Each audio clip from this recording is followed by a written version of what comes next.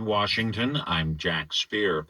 The Pentagon made it clear today it would oppose any plan for NATO nations to provide fighter jets to Ukraine, calling it high risk.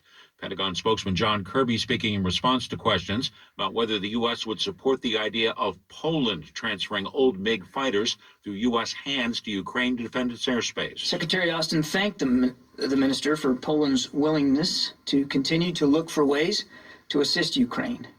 But he stressed that we do not support the transfer of additional fighter aircraft to the Ukrainian Air Force at this time, and therefore have no desire to see them in our custody either. Poland had said it was prepared to hand over all 28 of its MiG-29 fighters to NATO and then have the planes go to Ukraine.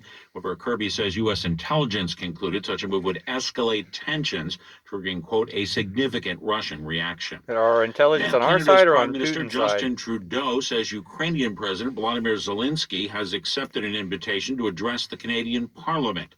As Dan Karpenchuk reports, Trudeau is in Germany as part of a four-country tour for talks on the Russian invasion of Ukraine. Trudeau says Canada's support for NATO is unwavering, as his foreign affairs minister called for a ceasefire in Ukraine. Melanie Joly also spoke to her Ukrainian counterpart Dmytro Kuleba before he headed for Turkey and talks with Russian Foreign Minister Sergei Lavrov. Trudeau says Zelensky agreed to speak to the Canadian Parliament. No date has yet been set. Trudeau also announced Canada would send Ukraine another $50 million in specialized equipment, including cameras for surveillance drones. The Prime Minister next travels to Poland, where he'll meet with U.S. Vice President Kamala Harris. For NPR News, I'm Dan Karpenchuk in Toronto. California officials are cheering a Biden administration move to restore the state's authority to set its own rules on vehicle emissions.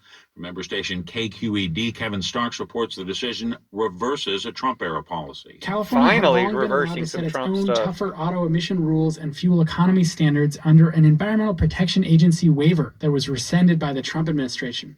Speaking at an electric vehicle summit, Governor Gavin Newsom's climate advisor, Lauren Sanchez, said the Biden administration's decision to restore the waiver will help California reduce emissions now while pushing for electric vehicles. We're all really excited. We can take this agenda even further, faster, together.